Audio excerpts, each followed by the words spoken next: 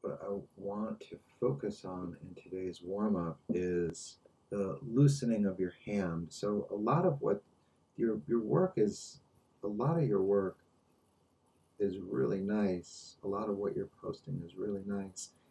Um, Start here. Start with an ellipse, and as you're drawing this ellipse, don't worry about don't worry about the ellipse. What I want you to worry about, not worry about, but where I want your energy and effort to go is into the feeling in your arm.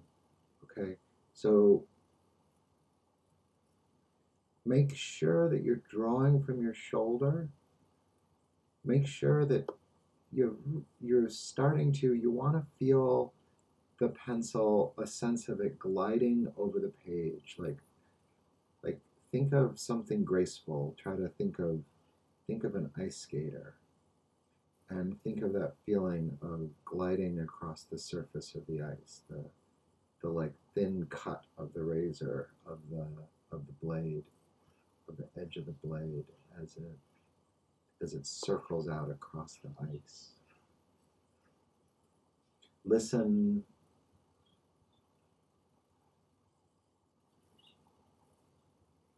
to the sound of the mark.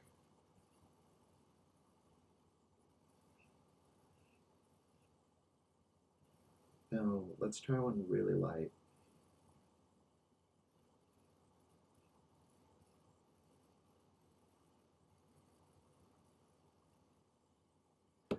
Now, I want to try one. Got another idea. Let's do one that has lightness on one side and darkness on the other.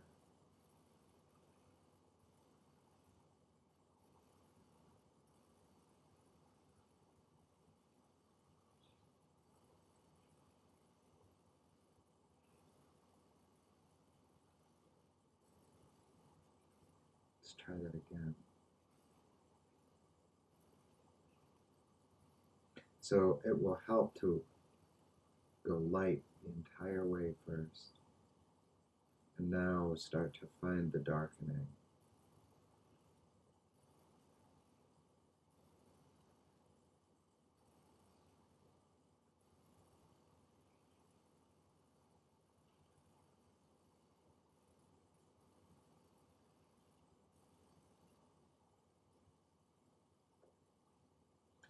Let's move from here into the figure 8.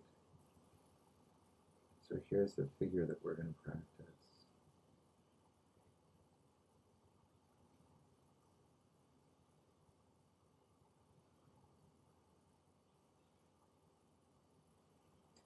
Feel your arm, the turn, the way that your elbow swims forward.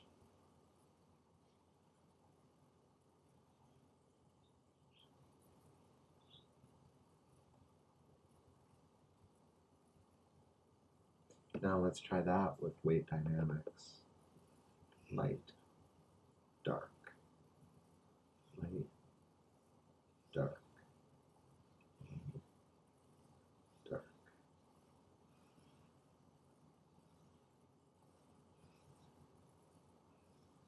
So now this time what I've done is I've darkened as I've passed through the foreground of it, through the piece that comes in the foreground, and that makes that makes this edge come forward.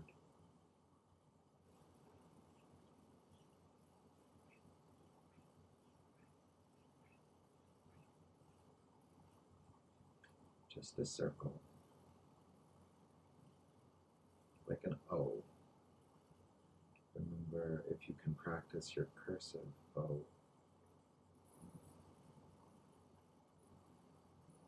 And bring that same sense of flow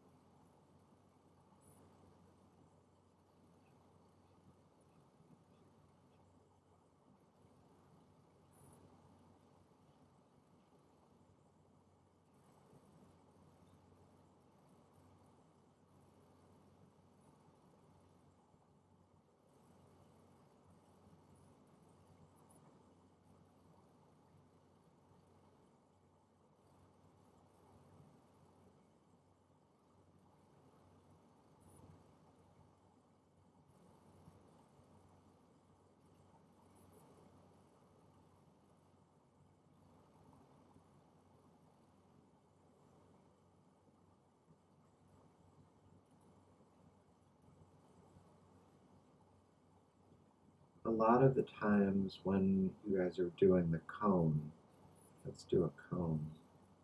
So we're looking for a beautiful ellipse, kind of sketched.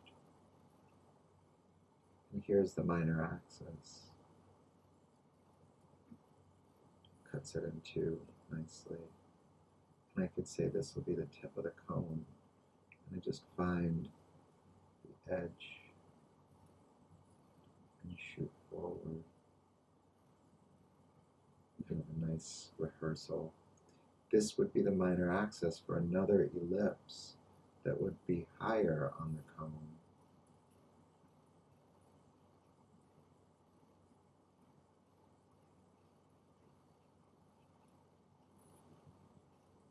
The second ellipse is a lot harder to be relaxed in. I'm going to do a third one. I'm going to mark the front edge of it and the back edge of it, and then I'm going to also give myself a little bit of a mark to see exactly how wide it wants to go.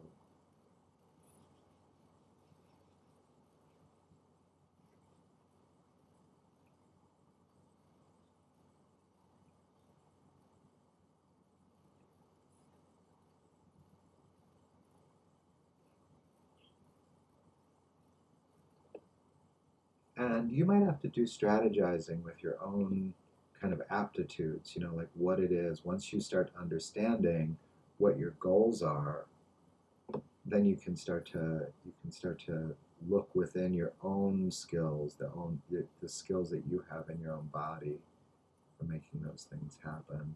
So that's a reasonable cone. And then when we got to the pyramid, let's practice the pyramid once again in our warm-up. So the pyramid starts from a square, a quadrilateral in perspective, or you could feel like that's more of a diamond. And then there's an X that goes through it. And notice the effort now. The thing I kept on finding myself saying as I was looking at you guys' assignments, I kept on finding myself wanting to tell you to slow down. And I mean, I know that part of you, you know, is trying to have a nice summer and you don't want to spend all your time drawing, so you just want to get through this exercise and be true to the demands of the class. And that's okay. At the same time, though, I'd love to ask you to, I mean, if you want to get better at drawing, if you really came here because you thought it would be cool to have this skill, one of the things that this skill offers or demands of us is that we care about the line, that we care about small things inside of it. So rushing through, you'll see it. You'll see that rush. People will see that rush in our work. So I want to do a pyramid that's not in that exact perspective. I want to try one that's in, like if I make a really thin diamond.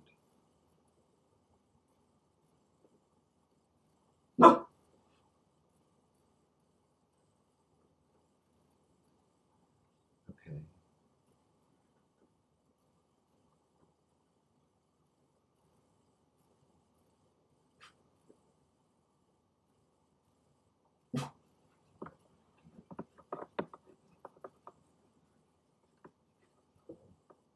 To make a beautiful line, if you go from the start of it to the end of it, and then you gently, okay, from the start, hey, to the end, and then you make a beautiful mark.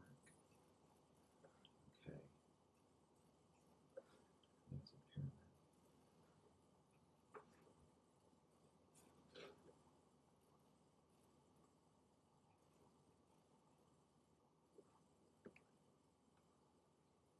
And the ribbon, if you can, just any curve, and curves are so of, it's like the physics of a curve. In music, they call it legato. It has this smooth flowing quality. And now if we look to reproduce that exact curve, it's kind of tricky. but there's something really fun about it too.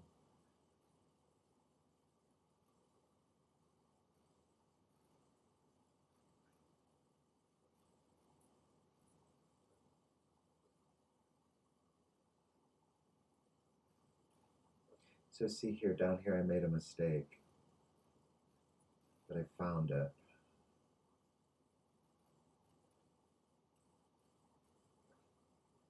And you can see I've got a little mistake there, but I'll find it.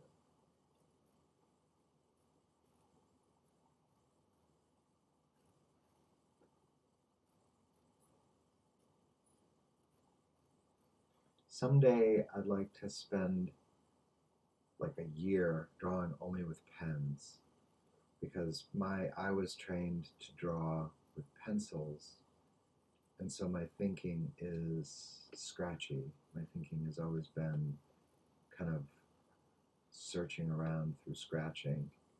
But I watch these brilliant pen artists.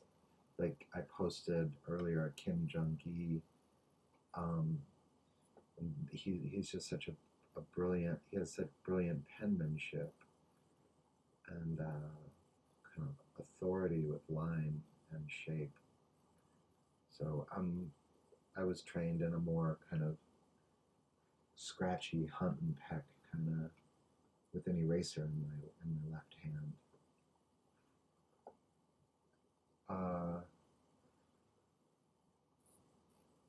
Okay, that feels like a good warm up. I think I'm gonna move us into the day's lessons.